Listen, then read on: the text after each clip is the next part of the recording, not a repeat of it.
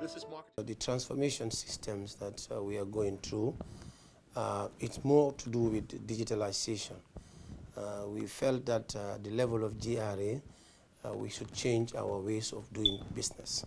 And that is from the traditional handling of the business transactions, we intend to move everything to go into digital. And that's what we have started a couple of years back. And we've realized that these transformations are bringing great dividends to the revenue that we are looking for. And that is why, since we started doing that up to now, we are not looking backward. We're saying that forward ever, backward never. And to start with, a couple of years ago, way back in 2022, we have the Asikuda Wall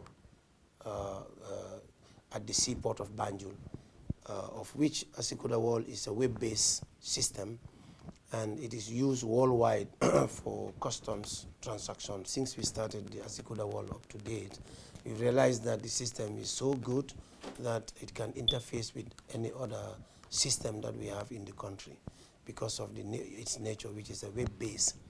And we also realized that it's a very good tool for enforcement because Asikuda in itself does have a lot of control measures in terms of international trade.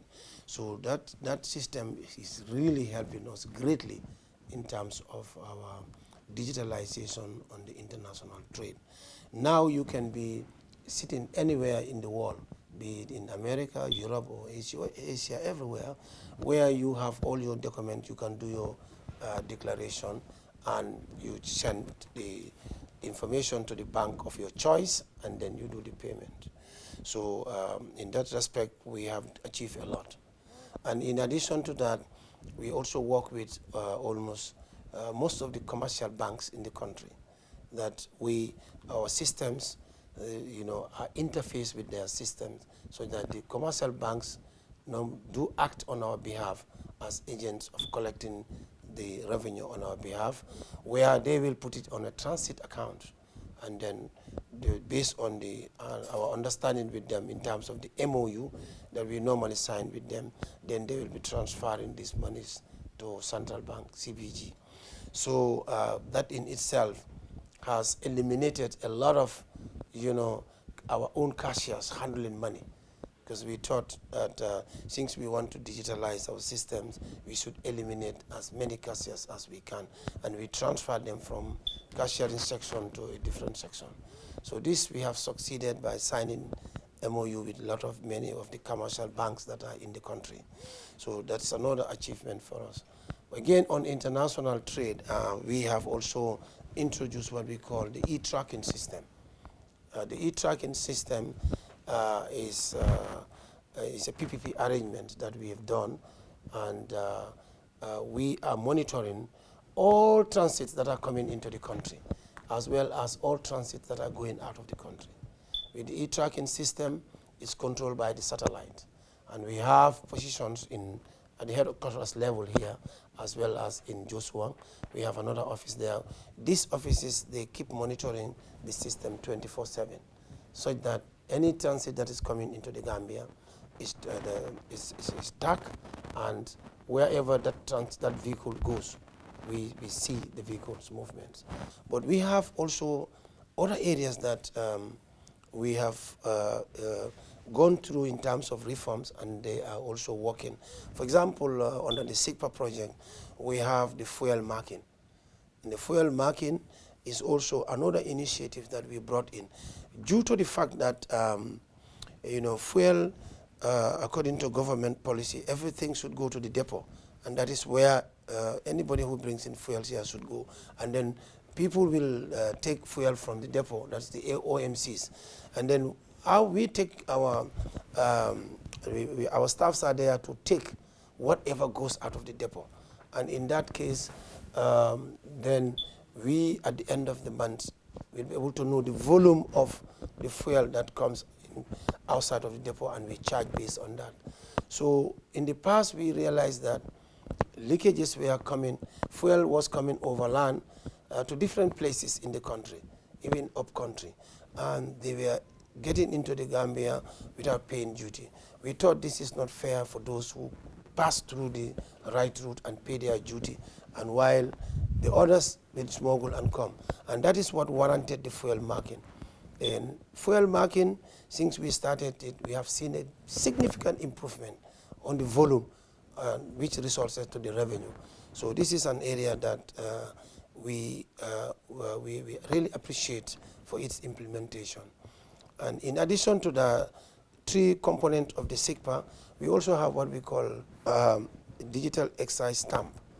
And that is, if you are observant, you will see now in the market all the drinks, canned drinks, this water, bottled waters, alcohols, cigarettes, and etc., tobacco, flour, all these things that I listed, they are all excisable products, and they all have to get the stamp when they are imported or when they are produced in the country. In addition, we are also bringing another system called electronic receipting smart invoicing system for VAT payment. Those that are paying the VAT, most of the supermarkets, most of the big shops and other areas, they are collecting VAT when you go there. But are we getting all that money?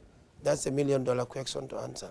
And to satisfy ourselves, we are bringing another system that we thought these systems, when it comes, will at least block the leakages that are on that side, so that at the end of the day, those who are supposed to pay their rental income tax, they will pay it, and those who are not paying, then we'll bring them to the system so that they can pay.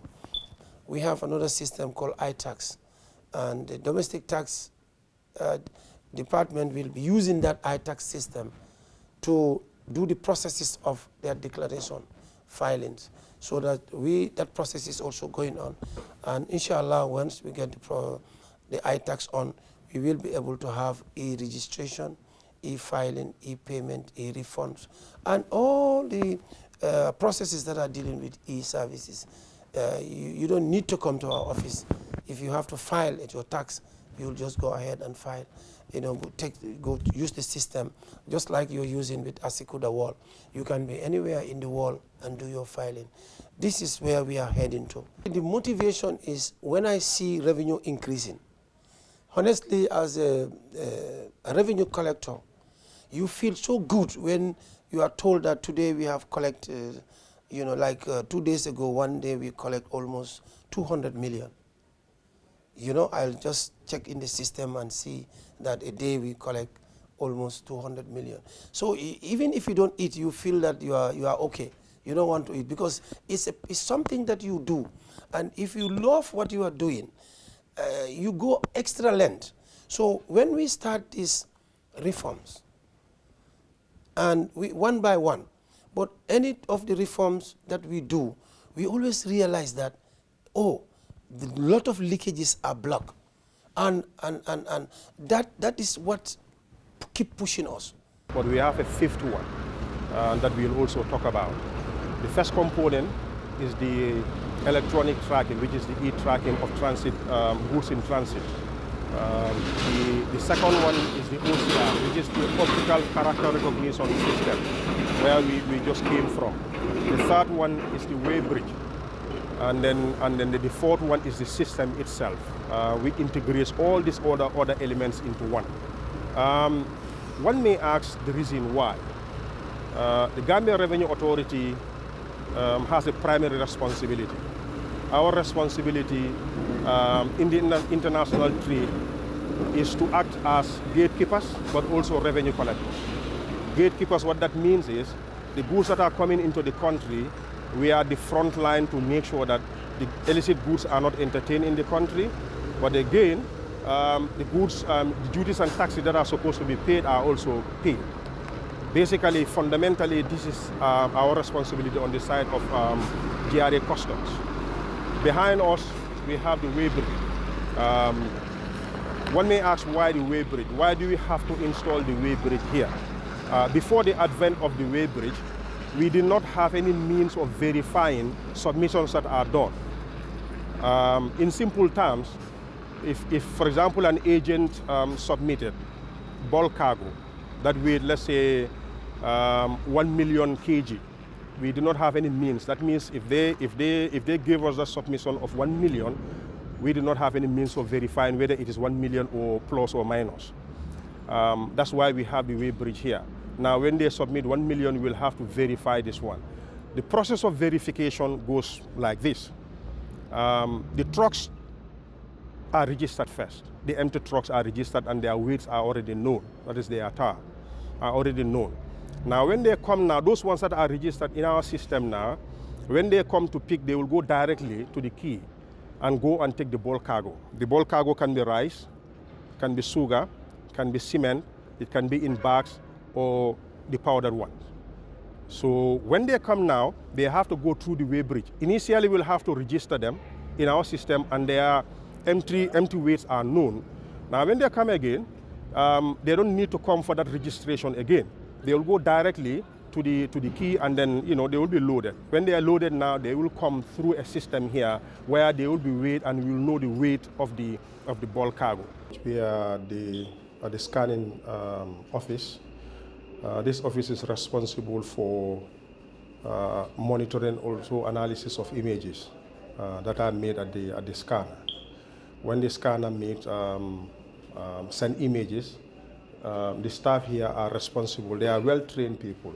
They are people who understand images. They know what they are supposed to do. So when images are sent to them, their core responsibility is to analyze those images. After the analysis is done, and then they send the report to customs. Now, for customs to do further work. Basically, in simple terms, that is their work. Of course, we can stretch this into different components, but basically, this is their work.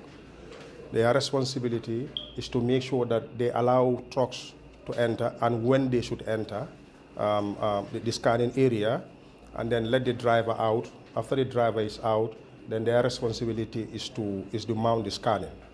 When the scanning is done, images are sent to their computers and their responsibility is to analyze. When they analyze it and report is done, then they send this report to customs for further actions. In the past, either by default or by coincidence, we have male-dominated in the leadership and staff population. But this was an observation at one of the Taxpayers Award program we went. His Excellency, the President of the country, Mr. Rama Barrow, observed that, our leadership is not gender balanced. And he called our attention. And from then, we are always mindful in terms of, employment, in terms of promotion, and the like within our administration.